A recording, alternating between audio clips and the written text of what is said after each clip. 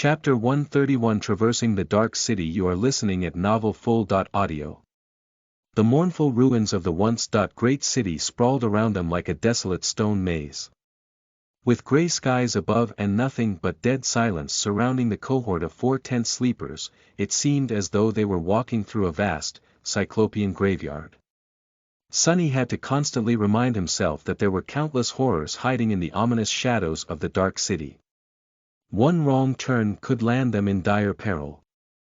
In this ancient ruin, they had no choice but to entrust their lives to the hands of their guide. Luckily, the guide in question was not a morose dead poet, but a tall, extremely attractive young woman clad in a pleasantly revealing archaic armor. In their current circumstances, Sonny much preferred the company of a warrior to that of a useless scribbler. In fact, circumstances had nothing to do with it. He was having trouble imagining any situation where a writer would be helpful to have around. From what he knew, all writers were lazy, talentless hacks whose only real skill was finagling money out of honest people while getting off on torturing them with sadistic cliffhangers. Not to mention that none of them had a backside like Effie. Wait, what? Getting his mind out of the gutter, Sonny frowned and reminded himself to keep his emotions in check. In a sense, this harsh necessity was a blessing. The perilous reality of the ruined city prevented them from concentrating on the bitter despair that had taken a stranglehold on their hearts after the grim revelation of the previous day. They just had to put one foot in front of the other and not think too much about anything. One step at a time. That was how he was going to survive. With a heavy sigh, Sonny glanced around and continued walking. Just like Effie had said, traversing the ruins turned out to be a slow ordeal. The huntress led them through the complex maze of wide and narrow streets following a strange, convoluted path that only she knew. Often, they would have to stop and hide, waiting for some unseen danger to pass. Sometimes they walked under the empty sky, sometimes they dove into the weathered buildings and spent some time crawling through the piles of rubble inside. Other times, Effie was able to lead them straight through half-collapsed houses to emerge into secluded alleyways on the other side. Once or twice, they had even climbed to the rooftops and proceeded forward by walking on precariously rickety tiles or bared support beams, jumping across vast chasms and balancing on half-rotten planks of wood that had been placed there by someone to bridge especially wide gaps. During these moments, either Neff or Sonny would carry Cassie in their arms. Sonny was surprised to discover that the interiors of some buildings were incredibly well preserved. It was as though the inhabitants had just left a few days ago, as opposed to the thousands of years that had passed in reality. Because of that, he was able to catch glimpses of how the citizens of this ancient city had lived all that time ago. It was a strange and eerie sight. He was also able to clearly understand that Effie indeed knew the ruins very well. Everywhere they went, there were signs of her previous visits and preparations.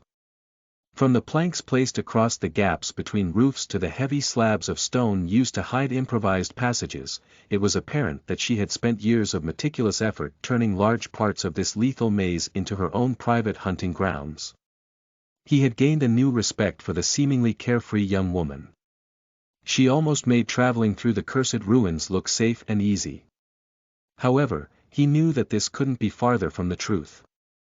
In fact, he suspected that death was constantly breathing down their necks, only barely held at bay by Effie's knowledge and timely judgment. Several freshly eviscerated carcasses that they had stumbled on served as a clear sign that Dark City was teeming with harrowing life. Even terrifying nightmare creatures were not safe here. More than once, they heard the distant sounds of claws scraping against stone, sensed the ground trembling under heavy footsteps, or noticed swift shadows falling through the clouds. In those moments, Effie would change their course on the fly or find a perfectly concealed hiding spot without fail. Meeting her had indeed been a rare stroke of luck. But with each hour that passed, Sonny grew increasingly somber. No matter what kind of future awaited them in this cursed place, he had no doubt that they would have to hunt for food as well. That meant that he was going to have to learn all the same things that Effie had learned, and maybe even more. The task seemed incredibly daunting. He wasn't even sure that he would be able to accomplish it. At least he wasn't going to do it by himself. There was Changing Star to partner with, and Cassie. Their presence calmed him down. Living in this terrible hell alone, he didn't even want to think about it. Such a wretched existence would surely kill him, and if not, at least drive him insane. At that point, he wouldn't wish to be alive anyway. Who would want to endure that kind of misery? Why think about something that is never going to happen?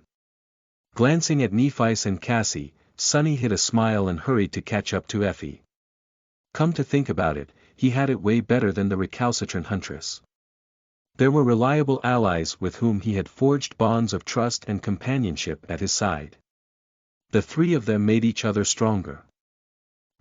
More than that, his own aspect was able to provide him with a similar comprehensive physical enhancement ability, albeit a lesser version of it. It was much more versatile, though, allowing him to transfer the enhancement effect onto memories and inanimate objects, not to mention his invaluable ability to move and scout around without being seen. Sonny would offer the services of his shadow to Effie, but he wasn't sure about how safe that would be. If there were creatures in these ruins capable of sensing thoughts and emotions, what were the chances that some of them would be able to sense the gaze of the shadow as well? He would have to learn more and experiment before allowing it to wander around on its own. These thoughts had cheered him up a little. Soon, as the sun began to fall toward the horizon, they had finally reached the base of the hill on which stood the magnificent castle. Sonny looked up, sensing his heart beating wildly. A heavy and anxious feeling took hold of his mind. Depending on what happened next, their fates were going to change forever, either for the better, or for the worse. Chapter 132 End of the line. You are listening at NovelFull.audio. In the center of the cursed city, a tall hill towered above the ruins. At its base, an arch made of pristine white marble stood amidst the devastation. It was unscathed and spotless, as though protected from the entropic touch of the all-consuming darkness by some sublime force. Beyond the arch, a wide road paved with white stones scaled the hill. Sonny looked up as they passed beneath the arch, trying to imagine crowds of festively dressed people doing the same in the distant past. It was hard and a little heartbreaking thinking about how the ancient city must have looked before the mysterious calamity. Not turning her head, Effie said in a wistful tone. There are areas in the ruins that many nightmare creatures tend to avoid for some reason. The castle is one of these places. I was told that back when the original group of sleepers came here hoping to carve a foothold in the city, there was only a single spire messenger nesting in the throne room, with no other monsters around. Those madmen actually managed to kill it. Nephi gave her a glance.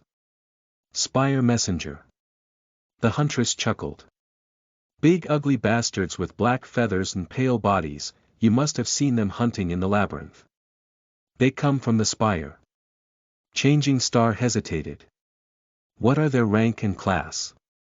Effie shivered a little. Fallen beasts.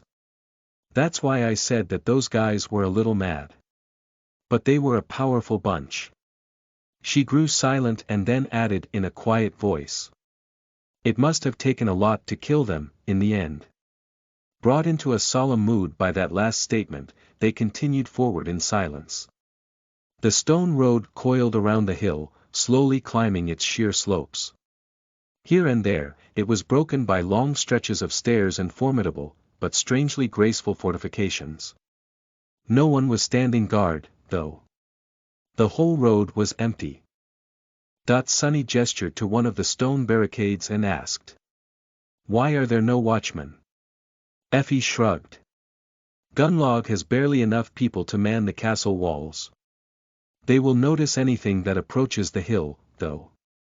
The whole city is in clear view from up there, and there are different protective measures put in place. They have already spotted us, too.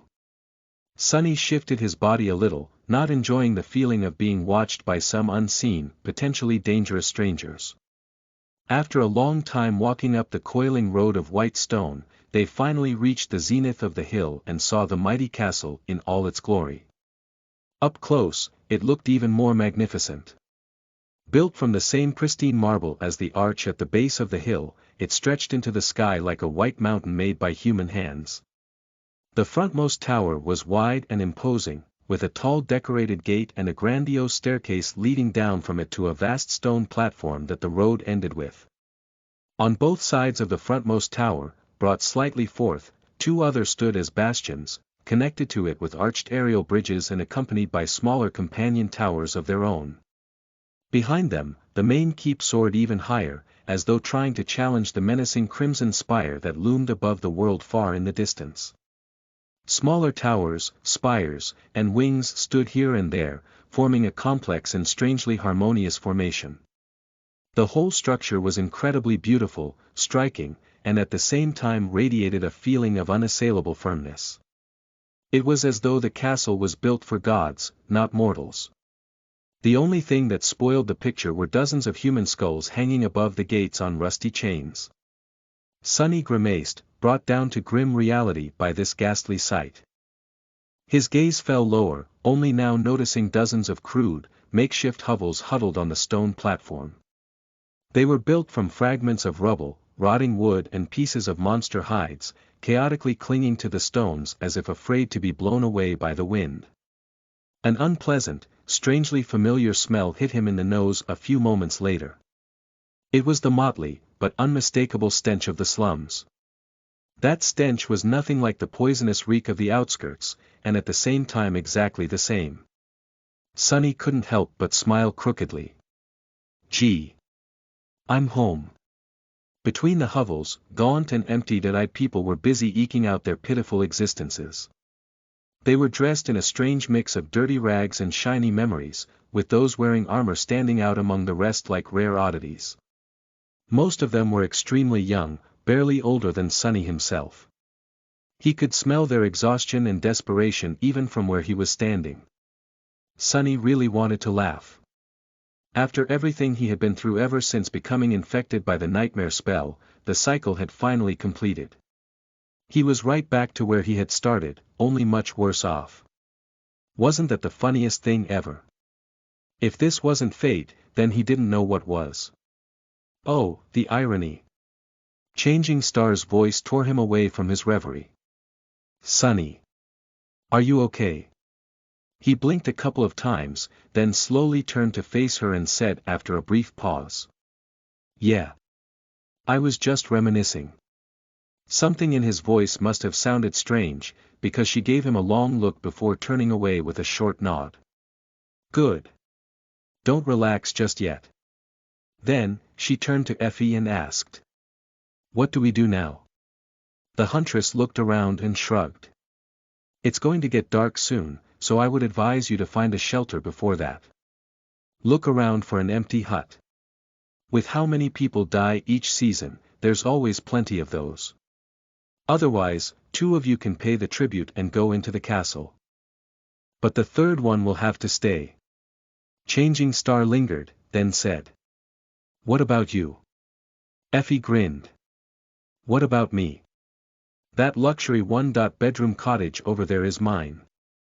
Mind you, it was built from the best kind of crap you can find here, although it's still crap. Anyway, I am going home, preparing myself a hearty supper and then going to sleep. I'm dead tired from these last couple of days. Sorry, I don't host guests. Nephi stared at her, obviously wanting to say more, but then simply nodded.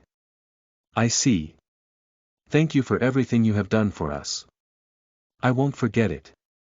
Effie smiled, patted her on the shoulder and turned to Sonny and Cassie. Bye, doofus. Boo, doll. See you around. With that, she began whistling a cheerful melody and walked away. The three of them were suddenly left alone, lost and unsure about what to do. The inhabitants of the outer settlement didn't pay them a lot of attention, only occasionally throwing an indifferent glance at the three young strangers. Only Cassie's beauty attracted a couple of intense, darkly fascinated gazes. After a minute or so passed in disoriented silence, Changing Star hesitantly took out the 2 soul shards that they had collected from the remains of the rolling stone and looked at the glimmering crystals lying in her hand. They had to make a decision. Chapter 133 Farewell. You are listening at NovelFull.audio. Nephice held the shimmering crystals, looking at them with a heavy expression. Sunny was also staring at the shards, his head full of dark thoughts. The remnants of shattered souls glowed softly in the dim twilight of dusk. Around them, the inhabitants of the outer settlement were hurrying to get inside their pitiful hovels before the coming of night. The sun was already hidden behind the cyclopean silhouette of the crimson spire, drowning the world in its eerie shadow. The air was full of fear and worry. He grimaced. "What are you thinking about?" Changing Star sighed and looked up. Her ivory face was harsh and thoughtful. She remained silent for a while, and then said in her usual calm tone. "We need to split up." Sunny couldn't help but laugh. "You do know what usually happens when people split up in these kinds of situations, right?" She stared at him with no humor in her cold, gray eyes. "This is not a drama, Sunny. We have the means to provide two of us with food and shelter for a week. There's no reason to pass on this opportunity." Cassie turned to her, a confused expression on her face. But what about the third?" An uncomfortable silence hung between them, broken only by the whistling wind. Sunny looked at the blind girl, then at Nephice, and finally glanced at himself. Which one of them was going to remain hungry in the bitter cold while the other two would be eating their fill in the comfortable safety of the castle? He thought that he had an inkling. What else did I expect? It was less than 10 minutes since they reached the human civilization. Well, whatever passed for one in this loathsome purgatory, and the tentative connection that had been established between them in the crucible of the labyrinth was already coming apart at the seams. Just as he had expected, the nature of their relationship was going to change now that they weren't essentially the last three people in the whole wide world, with no one else to rely on but each other. Was it strong enough to endure without that desperate need? He wasn't sure. Throughout his whole life, Sunny had never managed to last long in any group. He didn't know if this time was going to be any different. Just as his insecurity threatened to break out of control, Nephice sighed and handed him the soul shards. "Here. Take Cassie inside." He stared at her hand, then looked up sharply. A strange storm of emotions erupted in his heart. There was surprise, joy, concern, but at the same time, irrationally, a dark sense of shame and resentment. Not knowing how to deal with all these feelings, he scowled and asked. Why me?" Changing Star simply raised an eyebrow. Shaking his head, Sunny offered her a crooked smile and added. "Don't get me wrong, I'm not refusing. I'm just curious, why are you so kind all of a sudden? Is it out of some misguided sense of nobility?" Nephice looked at him for a while, and then said with indifference. "I have never been noble. I have never been kind."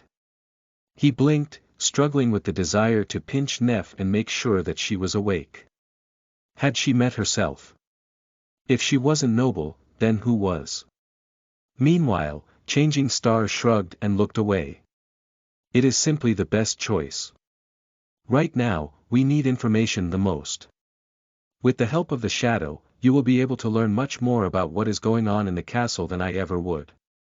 While you are gathering information inside, I will do the same here. We will meet in a week, share our findings, and decide what to do next."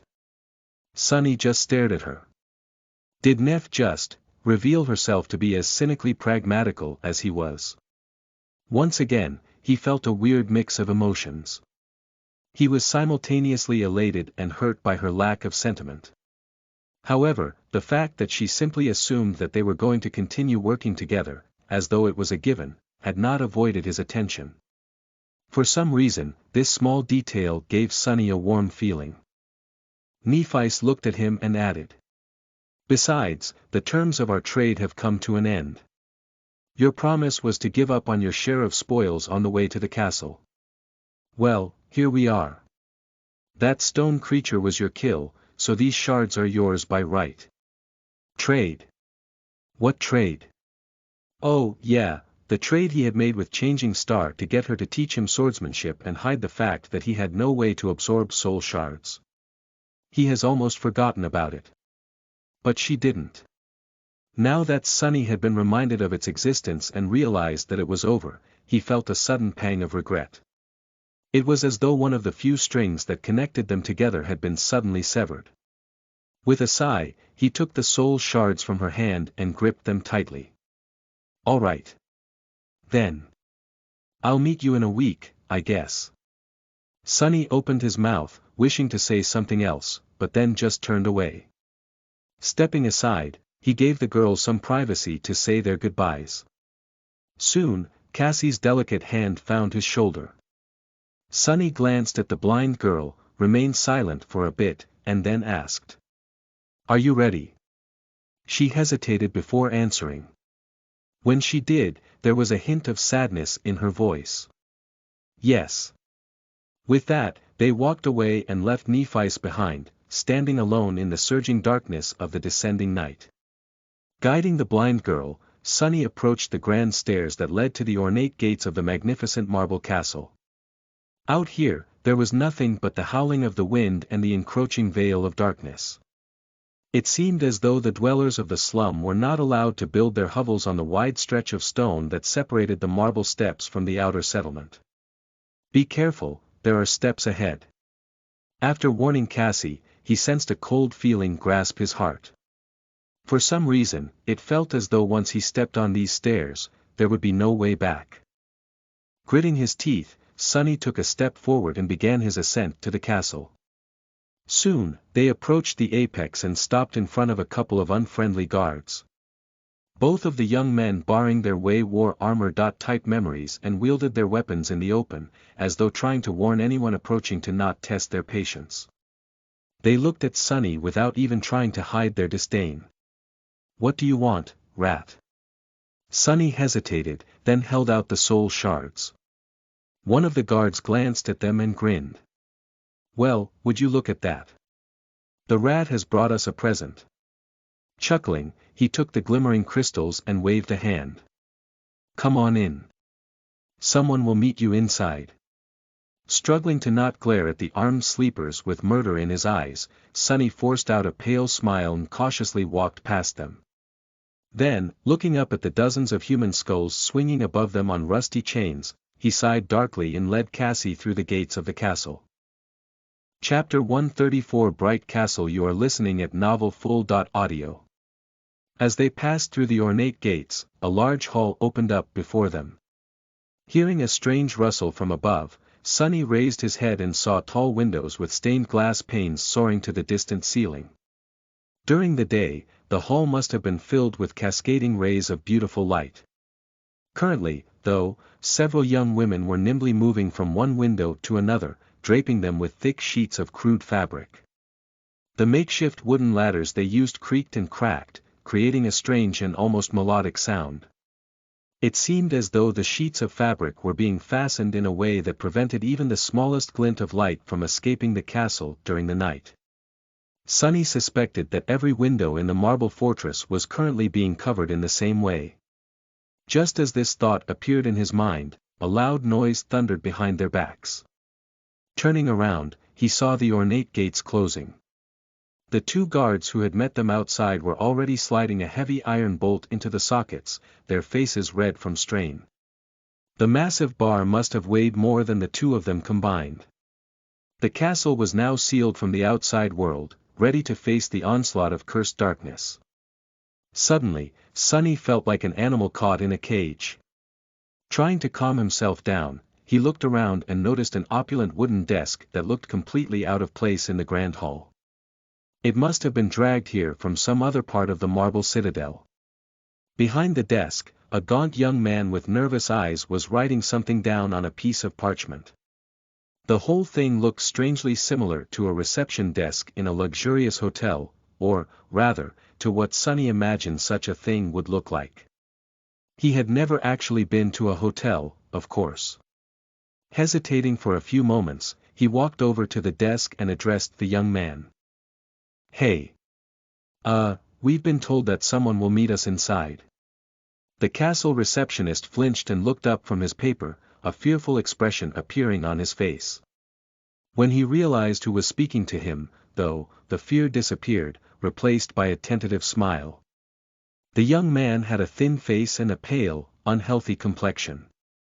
He looked hungry and weak, much more like those poor souls in the outer settlement than someone who lived in the castle. His clothes, however, were clean and tidy, without any signs of wear and tear like that of the people outside. "Ah, guests. Sorry, you gave me a fright there. Welcome, welcome to the bright castle. Whoa, you were just in time. A couple of minutes later, and the gates would have been closed." Saying that, he threw a tense glance at the two guards and then quickly looked away. "Anyway, my name is Harper. I'm responsible for guest accommodations today. Let's get you. Oh. I don't seem to recognize you guys. Is this your first time paying the tribute?" Sonny stared at him for a couple of seconds, feeling Cassie squeeze his shoulder a little tighter, then said, "Yes." Harper smiled. "Congratulations. You might not even suspect it, but I was once in your shoes myself. In fact, it was just a few months ago. But ever since Lord Gunlog graced me with his kindness, I've been living in the safety of the castle. You'll love it here too, I'm sure." "Right." Sonny didn't know if the young man was sincere in his gratitude to the local tyrant or was simply saying these things for the guards to hear, and honestly, he didn't care. What piqued his interest, though, was that Harper did not seem as surprised by the timing of their arrival into the dark city as Effie had been. But then he realized that people living in the castle might not have known who came to the outer settlement and when. They would probably assume that he and Cassie had entered the dream realm close to the ruins and then spent the last 2 months scrounging for soul shards to pay their way into the castle. This was a good detail to know, since Sonny didn't want to announce the true extent of their competence just yet. Judging by how impressed Effie was by the fact that they had managed to carve their way through the labyrinth, this would attract a lot of unnecessary attention. He smiled with the corner of his mouth. "So, what do we need to do now?" Harper picked up his quill and opened a large ledger. "That's very simple, really. I'll just need your names to mark when the two of you paid the tribute, and that's pretty much it. We have a lot of spare rooms here, especially in the Tower of Dusk. It is very quiet, so how about I settle you there?" There was a nervous glint in his eyes. Tower of Dusk probably means that it's in the western part of the castle, facing the Crimson Spire. No wonder people don't want to live there. But to Sonny, fewer people meant less danger. He gave the gaunt young man a nod. "Sure. No problem." Harper smiled. "Great. That's great. So your names?" Sonny interrupted him, trying to avoid dangerous questions. "I'm Sunless, and this is Kasha." The young man wrote their names down and marked the date of their arrival. Sonny stared at his neat handwriting, his eyes locked on the short strings of numbers. So, it had actually been exactly 70.7 days since the night they had arrived on the Forgotten Shore. The three of them had scrupulously kept track of time for a while, but after their harrowing experience with the Soul Devourer, Sonny had lost the grasp on the actual count. Out there in the real world, the spring was already starting. A whole season had passed. It felt like a lifetime. Not paying any attention to the storm raging inside Sonny's heart, Harper closed the ledger and offered them a polite smile. "All done. Now, leave your worries behind and follow me. Between these walls, you are completely safe. Nothing is going to hurt you." His tone was jovial, but Sonny didn't miss the quick glance Harper threw at the menacing guard standing silently by the sealed gate. Chapter 135 Cohabitation. You are listening at NovelFull.audio. Harper led them through the castle, explaining small details about the rules and customs one had to follow once inside. He was a talkative and friendly guy, so Sonny quickly got the gist of it. In general, it was very simple. They were free to do whatever they wanted unless it broke the basic rules of cohabitation, with a few small caveats. There were areas in the marble fortress open to everyone, and areas that only members of Gunlog's host could enter. Those were marked by the symbol of a serpent coiled around a tall tower. As they walked, Sunny noticed several crude tapestries with that symbol woven on them. The cloth of the tapestries was black, with a stylized white tower and a golden serpent embroidered in their center. He guessed that this represented the Dark City, the Bright Castle, and its lord respectively. Apart from that, there wasn't much to know except for when and where to find food, water, and other necessities. The last thing Harper said was about how they should behave around other inhabitants of the fortress. People here are very nice, but you still must remember to have manners. Especially when you are interacting with the guards and the hunters. These guys protect us and risk their lives to provide for us, so they deserve our respect. If one of them, if there's a misunderstanding, be mindful of their burdens. Yes. Sunny threw a dark glance at the gaunt young man and translated that statement to, "Don't mess with Gunlog's people, and if they are messing with you, just swallow it." How wonderful. Meanwhile, he was able to catch a few glimpses of how people actually lived inside the castle. To Sunny's surprise, they didn't seem nearly as put down and miserable as he had expected. In fact, everyone seemed to be more or less fine, going about their business with mundane casualness. Of course, there were signs of worry, stress and pressure on their faces, but the same could be said about people in the real world. All in all, the inhabitants of the castle looked surprisingly ordinary. I guess humans can adapt to anything. And as Changing Star had taught him, adaptability was the greatest strength. As long as there was some semblance of stability, humans would find a way. And it seemed as though the tyrannical master of the ancient fortress, hateful as he was providing the sleepers trapped on the forgotten shore with that stability. Effie's words about how the bastard was the only thing holding this place together echoed in Sunny's mind. Perhaps he's a necessary evil.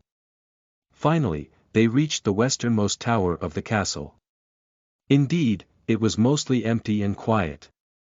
Few people seemed to want to stay here, driven away by the unnerving vision of the crimson spire looming in the distance.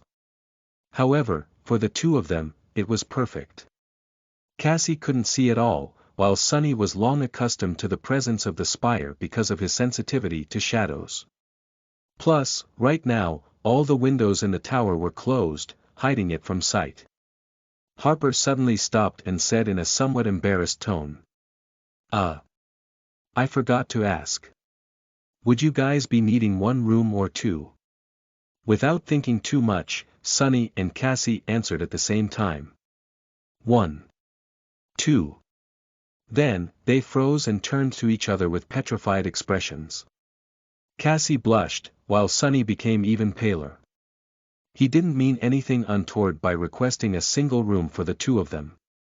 It's just that over the months spent camping together, being close to Cassie in case she needed help with something had become his habit. More importantly, he was unwilling to let her leave his sight even for a second in this unpredictable castle. He didn't trust anyone here. But in these new circumstances, requesting a single room suggested a different meaning. But there wasn't. Clearing his throat, Sunny looked at Harper and said. 2 rooms if they're next to each other. That is not possible, then 1. The skittish young man scratched the back of his head, and then answered in a somewhat surprised tone. All right. I think I can find 2 adjacent rooms for you. Follow me. With that, he began walking forward. Sunny glanced at Cassie, then shook his head and followed behind Harper. She won't misunderstand. Right. Soon, they were standing in front of 2 sturdy wooden doors. Harper handed Sunny 2 iron keys and smiled. Here we are. The rooms are not very big, but they're really, cozy. Enjoy your first night of safety, guys. You must have not felt safe in a long time. I know I never did before entering the castle. Thank heavens that time is behind me. Anyway, food will be served 1 hour after sunrise tomorrow, in the main hall of the keep. See you there. With that, he glanced at them one last time, smiled sheepishly, and walked away. Sunny and Cassie were left alone in awkward silence. Still feeling a little embarrassed, Sunny sighed and said, "I hope you didn't think that I was." Cassie suddenly giggled. "I know. I just didn't expect it. Let me guess, you distrust every single person in this castle, and therefore are going to watch me like a hawk to scare them all away. Like an overprotective, mean, violent big brother. Right." With a smile, she turned her head this way and another, and then added, "To be honest, I don't feel safe here either. So, thank you. Although I must say, this place seems almost like a hotel. My parents took me on a mountain vacation once, and we stayed at a really old hotel. What was it called? Overgaze. Overlook. Anyway, this place is exactly like that." Sunny grinned. "Right. I've never been to a hotel, but that was my first thought as well. Of course, that was if the hotel in question was populated by hundreds of nightmare spell carriers, with a murderous tyrant for an owner, and not a single police officer around to call for help if something happened." Ha! Funny. Sunny had spent most of his life scared of the policemen and trying to avoid them at all costs. But now, he actually missed them a lot. Chapter 136 Reflection. You are listening at NovelFull.audio. On the other side of the sturdy door, there was a tiny room with stone walls and a single, narrow window that was closed with wooden shutters and draped in thick cloth. Harper had warned them not to open the windows during the night, but out here in the Tower of Dusk, no one would want to stare at the view anyway. Allowing any amount of light to seep out of the castle at night was considered to be a severe crime, so he had been pretty emphatic on that point. Of course, the gaunt young man didn't know that neither Sunny nor Cassie required light to move in the dark. They could open the windows as wide as they wanted, not that they had any reason to. Inside the room, there was a bed with a straw mattress, a flimsy chest, and a tiny desk. On the desk, there was a basin filled with water, a few strips of clean cloth and an oil lamp. There was even a small round mirror made of polished bronze. Sunny caught a glimpse of his reflection and flinched, as though seeing a stranger. In these past 2 months, he had seen himself through the eyes of the shadow plenty of times, but it wasn't the same. He had changed a lot. His face was much sharper and angular now, the last remnants of youthful roundness chased away from it by the harsh gauntlet of the labyrinth, although Sunny never had a lot of that, to begin with. It was thin and pale, with dark circles under his eyes and other signs of extreme exhaustion. His black hair was longer, falling over his eyes in a dirty mess. What changed the most, however, were the eyes themselves. Deep in their dark depths, there was a glint of calm, heavy, bleak coldness that had not been there before. With a startling realization, Sunny understood that he, too, now possessed the look of a seasoned fighter. The type of calculating coldness hiding in the eyes of such men was known as the murder math, in the outskirts. Hero and Nephites had that quality, too. Only in their case, it made them seem like true warriors. Sunny, on the other hand. Sunny had the eyes of a killer. And even deeper than that, visible only to him, golden threads of weavers in human legacy glowed mysteriously in the darkness. Staring at his reflection, Sunny grinned darkly and said in a strange, hoarse voice, "Looking good, Sunless." Leaving his shadow to guard the door to Cassie's room, Sunny fell on the soft mattress, wrapped himself in a blanket, and tried to get himself to sleep. Here in the safety of the mighty castle, surrounded by hundreds of people, lying on a real bed, it was hard to believe that just a few days ago he was traveling through the cursed darkness of the deadly sea on a rickety boat, fighting terrifying monsters in the bizarre landscape of the coral labyrinth, and losing his mind piece by piece to the gluttonous hunger of an ancient soul-devouring tree. It all seemed like a feverish dream. This isn't bad. With that thought, he fell asleep. In the morning, washed and refreshed, he waited for Cassie in the hallway. Even the puppeteer's shroud, which finally got a chance to return to the Soul Sea for a decently long period of time and restore itself, looked clean and tidy once again. That poor armor had gone through enough abuse to kill a dozen sleepers, yet it still held fast, saving his life on numerous occasions. Sunny was reminded of how lucky he had been to receive it. The blind girl did not make him wait for long. Soon, she came out of her room, practically glowing with loveliness and freshness. It seemed as though Cassie had done the same things as Sunny. After months spent crawling through blood and dirt in the wilderness, they finally looked and felt like humans again. "Good morning." Sunny blinked. He had almost forgotten how stunning Cassie was. With her delicate features, bright blue eyes and pale blonde hair, she looked like a beautiful porcelain doll. The blind girl had dismissed the enchanted cloak, leaving her dressed only in a light tunic, with leather sandals on her feet. She was nothing short of breathtaking. He closed his eyes and sighed. "This smells like trouble." "Good morning, Cassie." She turned her head to him and wrinkled her nose. Sunny frowned. What?" The blind girl knitted her brow. "I don't know. You smell different." He stared at her for a few moments, and then laughed. "If this is your way of saying that I used to reek, then thank you, I guess." Giggling, Cassie came closer and put her hand on his shoulder. "That's not what I meant. Anyway, let's go eat." The two of them were in a strangely good mood. Sunny guided Cassie to the main keep of the castle, following the route that Harper had explained to them the previous evening. On the way, he was careful to avoid any doors and corridors marked with the symbol of the golden serpent coiled around a white tower. His shadow was going to take a look at the forbidden areas of the fortress later, most likely. But for now, they had to keep a low profile and avoid trouble. Finding the keep was not hard, as many other sleepers were going there to partake in the breakfast too.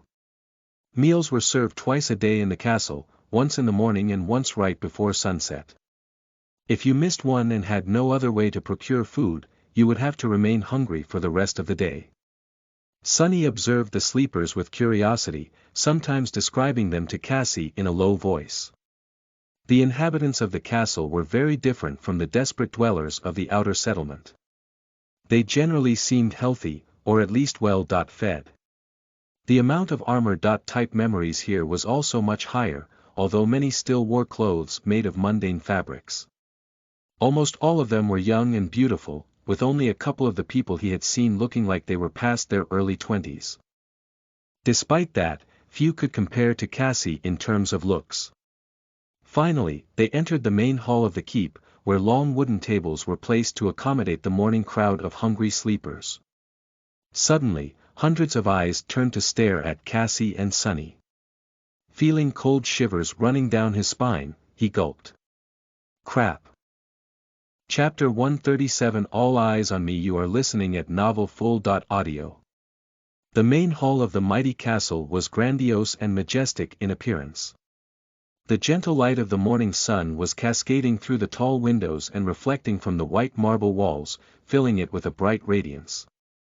The walls were decorated with intricate carvings that spanned dozens of meters, creating a regal tapestry. At the far end of the hall, a set of stairs led to a dark alcove. The back wall of the alcove had numerous small holes cut through it, and with sunlight shining through them into the deep darkness, it seemed as though a fragment of the starlit night sky was somehow locked within the castle. Beneath that light stood an empty white throne. Sunny stared at the throne for a few moments, then lowered his gaze and glanced at the several hundred people that were looking at them. Long wooden tables were placed along the length of the grand hall, with a motley crowd of sleepers sitting on crude benches behind them, busy consuming their food. There was some sort of hierarchy in how they were grouped, but Sunny couldn't understand it yet. Currently, most of them were staring in his direction. Sunny gulped. It took him a couple of seconds to realize that all these people were not, in fact, looking at him. They were all looking at Cassie, clearly startled by her loveliness. Crap. Just as he had thought, this smelled like trouble. The blind girl, meanwhile, was oblivious to the commotion her appearance had caused. Sensing the sudden tension in his muscles, she asked. "Sonny. Why did you stop?" He narrowed his eyes, gave the crowd of sleepers his most menacing scowl, and answered in a flat tone. "Just taking in the view." Then, Sonny walked over to the young women rationing the food, received 2 plates of steaming monster meat stew, and guided Cassie to a relatively empty spot at the end of one of the tables. He even got 2 cups of something that closely resembled tea. Sitting down, he put the crudely made utensils into Cassie's hand and stared at his plate. He didn't like all this attention one bit. "Look at that, Cass. They even got vegetables. I swear there's at least 2 pieces of tomato in my stew. Or is it a carrot? What's that thing that looks like a red potato?" Sonny had only seen vegetables in the academy's cafeteria, so he was not well versed in differentiating them. Teacher Julius had also only mentioned them in passing, since the chances of encountering a vegetable from the real world in the dream realm were not very high. To be precise, he had briefly showed Sonny pictures of the most common earth vegetables and said that if he ever was to find something that makes him think, that thing looks familiar, he should turn around and run. Cassie smelled her stew and said with a smile. "I think it's a beetroot." Sonny blinked. "Never heard of it." While they were innocently chatting, he was observing the sleepers through his shadow, waiting tensely for things to go wrong. And pretty soon, they did. Sonny gritted his teeth when 2 rough-looking young men suddenly rose from their benches and headed across the hall toward them with unpleasant excitement burning in their eyes. Here we go. Who would have thought that the thing that landed him in trouble would be Cassie's beauty, of all things? Usually, it was either his sharp tongue or his general obnoxiousness. Never, not even once, had it been his looks. Ouch. I shouldn't be jealous, right?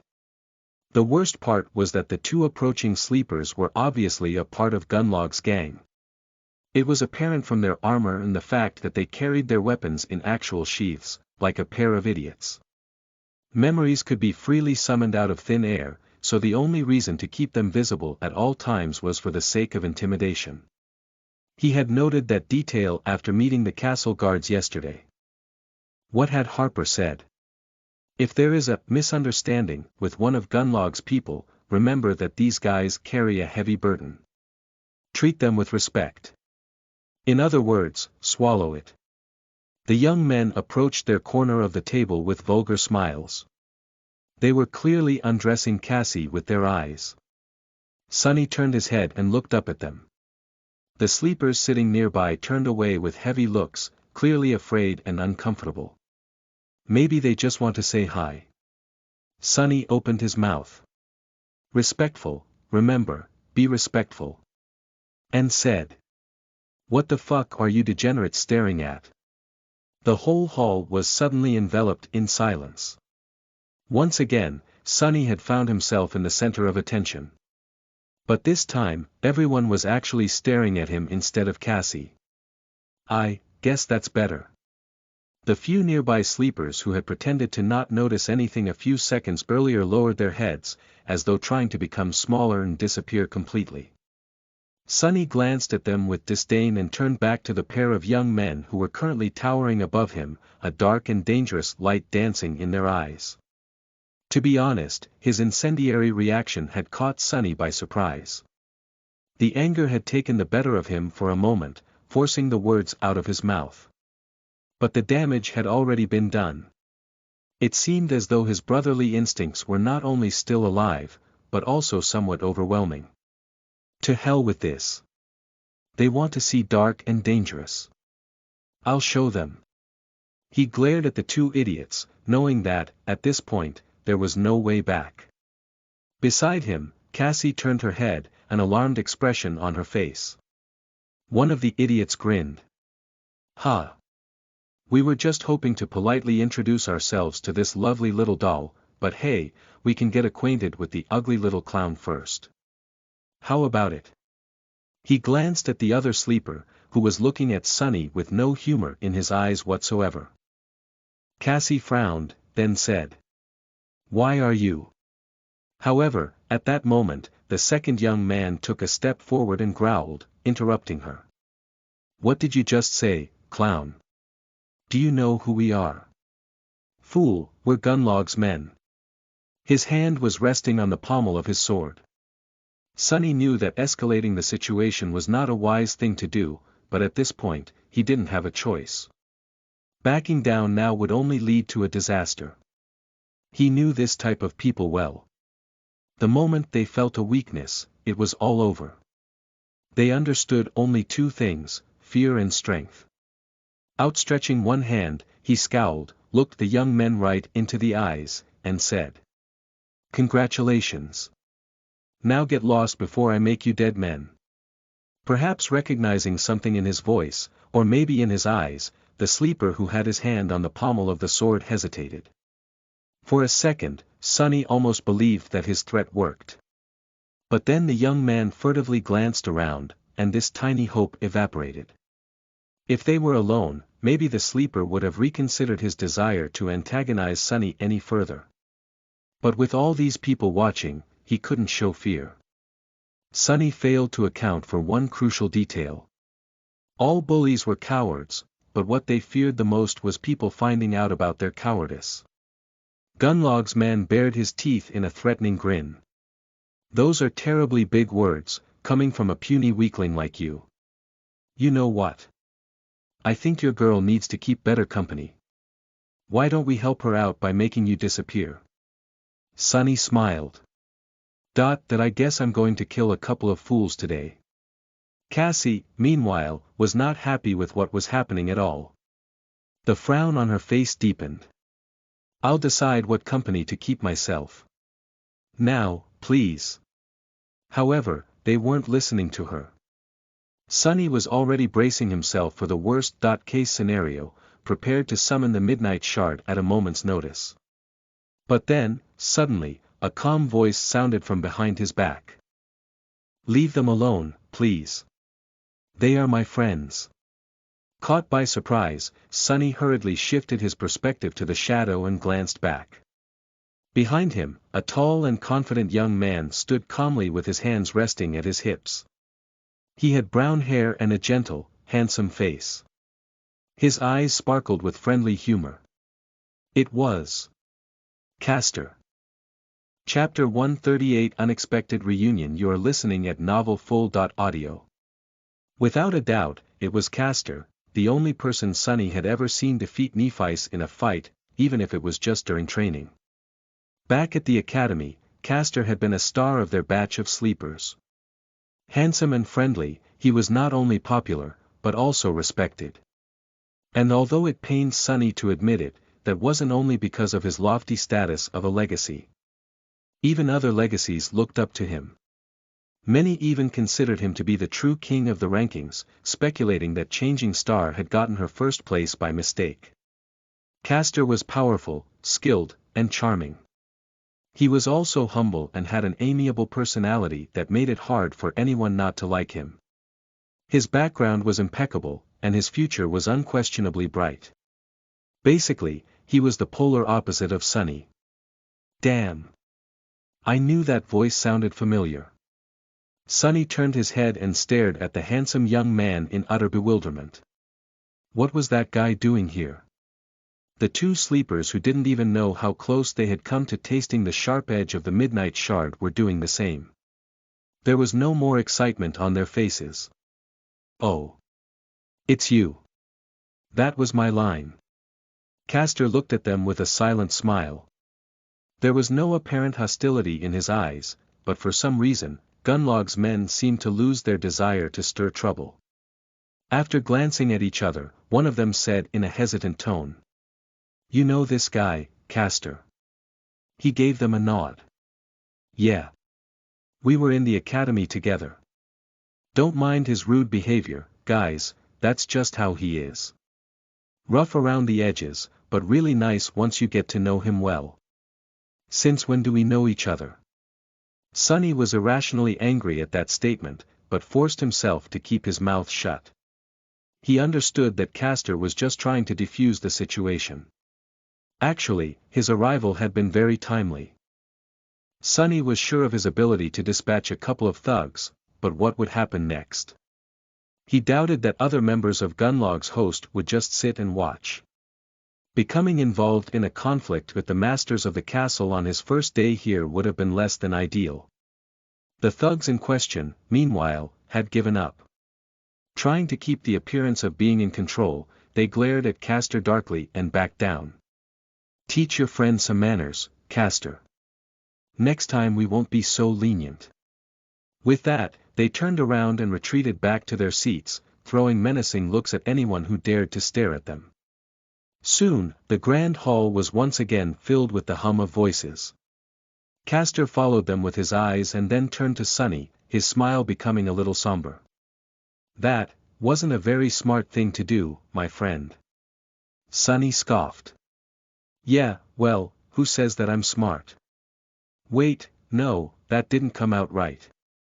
The tall young man stared at him for a few seconds and then sighed.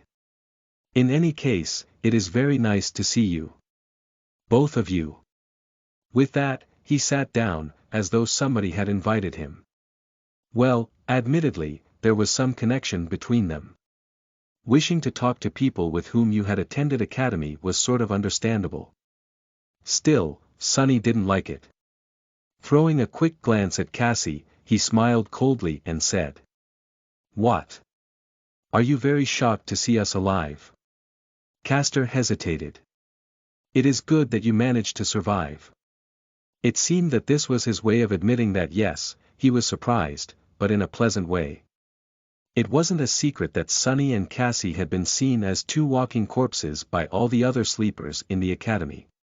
Just like Nephias and Castor occupied the top two positions in the rankings, they were dead last. Because of that, the two of them had been shunned and ostracized. Of course, when it came to Sonny, he not only welcomed the cold treatment of his peers, but had actually been the one to engineer it. In any case, no one had wanted to be around them, as though afraid of becoming infected by the invisible aura of death that followed them wherever they went. Sonny himself had been guilty of avoiding Cassie as much as he could in the past. It must have been very strange to see the two of them alive and well after months spent among the horrors of the Forgotten Shore. Cassie smiled. "Thank you." Castor reciprocated her smile and asked, his tone strangely warm. "You are Kasha, right? And you are, Sunless." Sonny gave him a curt nod. "Right.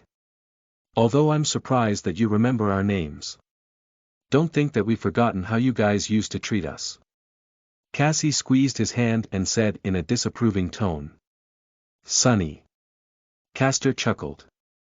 No. He's right. We behaved like a bunch of jerks. Looking back, there were a lot of things we did wrong. If only we had known better." His voice trailed off, and after being silent for some time, the handsome young man suddenly smiled with nostalgia. "But still, those days in the academy were not all bad, right? I still remember the first time I met you, Sunless. You made quite an impression. All those tall tales. Spitting in the faces of awakened tyrants, slaying sword saints with a shake of a finger." He chuckled, remembering the good old days. Sonny grinned.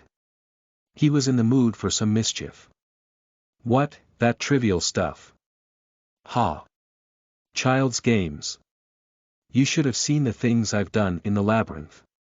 Now that's something to brag about." Castor looked at him with humorous sparks dancing in his eyes. "Oh. Well, do tell. What else have you done?" Sonny shrugged with profuse indifference. "This and that.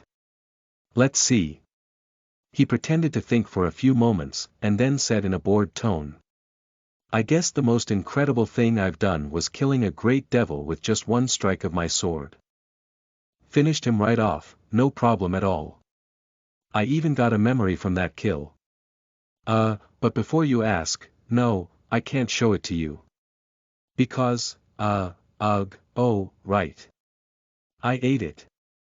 Chapter 139. You are listening at NovelFull.audio. Castor stared at him for a long time, then suddenly laughed. Even Cassie giggled, entertained by Sunny's earnest delivery. Shaking his head, the handsome young man smiled and said, "I see your sense of humor did not change. Good, that is good. Few people manage to preserve it here." Sunny blinked a couple of times and said, pretending to be offended, "What do you mean, sense of humor? It's the honest truth." He received another bout of laughter instead of an answer. There was food, safety, and laughter, he thought suddenly, remembering how Cassie had described the bright castle after dreaming of it for the first time. She had also seen Sunny leading her through its gates. Her prophetic visions were turning out to be frighteningly accurate. Makes you wonder about that other vision she saw. Not allowing himself to become distracted, Sunny chased away the ominous feeling and hid a smile. Then, with a shrug, he scoffed. "Well, don't believe me if you don't want to. That was just one of my many adventures, anyway. Although the other ones were, admittedly, less remarkable, you know, the usual stuff.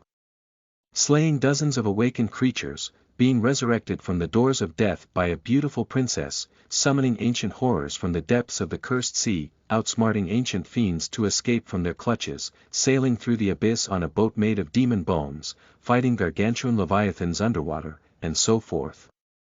Mundane crap like that." As he was talking, Cassie gradually stopped laughing and turned to him with a somewhat startled expression on her face. It seemed as though it was only now, with the harrowing journey already behind them, that she had finally realized how outlandish it all actually was. Put together, the facts of their bloody struggle to survive sounded like something out of a fairy tale. But they both knew that all of that had actually happened. It had happened to them. Castor chuckled. "Wow. Compared to you, Sunny, my own story sounds kind of lame. I just entered the dream realm near the city wall and spent a few days running away from a bunch of terrifying monsters, then stumbled on a hunting party from the castle, and that's pretty much it." He sighed. "By the way, when did you guys arrive? I'm sure I haven't seen you around before." There was no reason to lie, and Sunny couldn't anyway. Looking longingly at his monster stew, which was slowly growing cold, he sighed and said, "We reached the Dark City 2 days ago, and entered the castle yesterday at dusk." The handsome Legacy stared at him, then blinked a couple of times. Wait, what do you mean? Did you guys really spend 2 months in the labyrinth?" Oh. Finally, the moment he had been wary of came. Sunny really didn't want for anyone to think that he was some kind of a powerful figure. First of all, there was no better advantage than being underestimated by the enemy. Secondly, he still had to hide the fact that Changing Star had not been the only one to receive a true name in the first nightmare. Luckily, he had long thought of an exceptionally convincing excuse. When in trouble, blame everything on Nephice. Laughing inwardly, Sunny pretended to shiver and sighed. "Yeah. I don't even want to think about it. That place, it's pure hell. Honestly, if it wasn't for Changing Star, both of us would have been long dead. She wouldn't have survived without his help, too, but Castor didn't need to know that." Sunny was pretty sure at mentioning Neff's name anywhere near the names of 2 losers like Cassie and him were believed to be would make anyone think that she had single-handedly carried the both of them to safety on her back.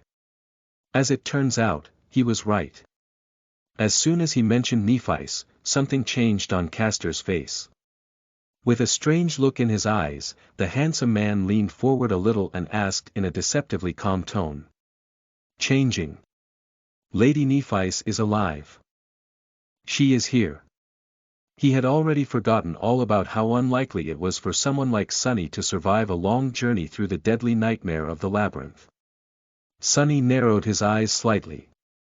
Castor's reaction was a little bit more intense than he had anticipated. It was on the border of being weird. But then again, the tall and handsome Legacy had seemed to be strangely enamored with Nephice even back at the academy. "You bastard." Enraged for some unknown reason, Sunny gritted his teeth and said, "Yeah. She's around. Turning her head slightly in his direction, Cassie hesitated for a moment, and then added. We only had 2 soul shards when we came to the castle. So she is staying in the outer settlement. For now. Castor leaned back, a hint of disappointment appearing on his face for a fraction of a second. Then, he inhaled deeply and said. I see. I see. Sonny took a sip of his tea and asked. Why are you so interested in Nephi's all of a sudden? The handsome young man looked at him with surprise. What? Oh. I'm just glad to know that more of us survived. Then, he sighed and shook his head. From what I was able to learn, there were no more than 7 sleepers sent to the Forgotten Shore by the spell this year. Up until today, I thought that I was the only one to survive. It's good to know that I was wrong. Castor's face grew solemn. If Lady Nephis was with you, that explains how you have managed to reach the Bright Castle alive. But the other 3. I'm afraid that they are long dead. May their souls rest in peace. Sonny and Cassie lowered their heads, coming to terms with this new information. It was true that they had not been treated well by the rest of the sleepers in the academy. Still, it was also somewhat heartbreaking to know that several of the kids they had known, even if it was just for a short amount of time, were now gone, killed by the vicious crucible of the dream realm. The cruel and ruthless nightmare spell had taken its first victims. Who would be next? Without having to look at each other, they quietly repeated Castor's words. May their souls rest in peace. Chapter 140 True Legacy. You are listening at NovelFull.audio. Some time passed in silence, with each of them thinking about what their own fates would be in this cursed place. Finally, Sonny extricated himself from this dark reverie and asked. So you've been here all this time? How are you able to afford to live in the castle? Don't tell me that you have joined this Golden Serpent's army. Castor sighed. No, I didn't. Although I'm going to lie if I say that I haven't been tempted to. One way or the other, all roads here lead to Gunlog and his men. I don't think there's more than a handful of powerful sleepers who have managed to remain independent. Currently, I'm one of them. Sonny stared at him and repeated his question. How so? The handsome young man shrugged. My aspect ability gives me a certain advantage when it comes to escaping the clutches of the nightmare creatures. Not so much with killing them, though. I went on a few hunting expeditions with other independent hunters, but that was a mistake. We barely escaped alive. Still, it landed me a few soul shards. The rest I got from selling a couple of memories. Right, unlike them normal people, the proud legacy had entered the dream realm with an entire arsenal of memories that his clan had prepared for him. He had also started with a somewhat considerable amount of soul essence already absorbed, although it wouldn't have been too much. Unlike memories, which could be brought back to the real world by anyone, actual soul shards were physical objects, and as such, only masters and saints were able to transport them, because they traveled between realms physically, and not just in spirit like sleepers and awakened. That meant that even rich legacy clans couldn't afford to feed too much soul essence to their scions in advance. Masters were a rare breed, after all, let alone saints. In any case, Castor had it better than anyone else on the Forgotten Shore. His ancestral memories were enough to buy him months, perhaps even years of a tranquil life in the castle. He could use this time to learn the ins and outs of the Dark City to become an independent hunter or reconsider his position and join Gunlog's host eventually. Even in this hell, his background gave him an enormous advantage. Lucky bastard, but that still didn't explain why those thugs were so unwilling to get on his bad side. Sonny frowned. Why were Gunlog's men afraid of you? Castor looked at him with irony. Those two. Oh, right. You have just arrived at the castle. Well, basically, there are different kinds of people serving Gunlog. The guys you have so carelessly offended are members of the castle guard. They are at the bottom of the totem pole. They are also the weakest and have little to no real battle experience. What minor reputation I have is enough to make them think twice before messing with me. For a second, there was a dangerous gleam in his eyes. Because of Castor's amiable personality, when talking to him, it was easy to forget what the word legacy really meant. Legacies were trained to fight and kill since they could barely walk. Every one of them was a true powerhouse. Sonny had no doubt that Castor's actual reputation in the castle was not as negligible as he would have them believe. After all, he was the only human, no, actually, the only being Sonny knew of that had managed to defeat Nephice in combat. And in terms of personal power, Nephice was as high as one could get in Sonny's heart. No one else could even compare. He was also sure that Castor's reputation was earned by spilling blood. I really hope that I won't have to face this guy in battle one day, Sonny thought, feeling a cold sensation that he desperately hoped was not a premonition. With a sigh, he tried to hide this unease and asked. So I shouldn't be worried about their retaliation. The amiable young man gave him a nod. The 2 guards you have humiliated might try to do something on their own, but there won't be any reaction from the host itself. But I doubt that they will. Just don't antagonize them any further. He suddenly grew serious. However, if they were hunters or, even worse, one of the Pathfinders, even my name would not have protected you. You'd simply be dead. So, please, watch your actions in the future. This castle, in a sense, it can be as dangerous as the city outside. Especially for someone with your, temperament. What's that supposed to mean? Sonny wanted to bite back, but then closed his mouth. Yeah, he really did have a temperament that attracted trouble. Guilty as charged. While he was reconsidering his life choices, Cassie suddenly spoke in a quiet voice. Castor, is there really no way out of here? The proud legacy looked at her and remained silent for a long time, a somber expression finding its way to his face. His eyes were heavy and bleak. After a while, he sighed and said. None that any of us can ever hope to reach, Kasha. As it is right now, this is where we have to live. Maybe something will change in the future. But for now, just take care of yourself and try to survive. Standing up, he glanced at them one last time and smiled. It was so nice to see you, guys. Really. I'll leave you to your food now, if that's okay. If you need anything in the future, don't hesitate to come find me. My quarters are in the Tower of Dawn. Quarters, of course that miscreant has quarters. With that, Castor left, letting Sonny finally get to his stew, which was barely warm by that point. Great. Breakfast is ruined, he thought angrily, drilling 2 holes in the tall sleeper's back. His fault. It's all his fault, not mine. Yeah, definitely. Some time later, Sonny was lying on his bed with his eyes closed. The Tower of Dusk was calm and quiet.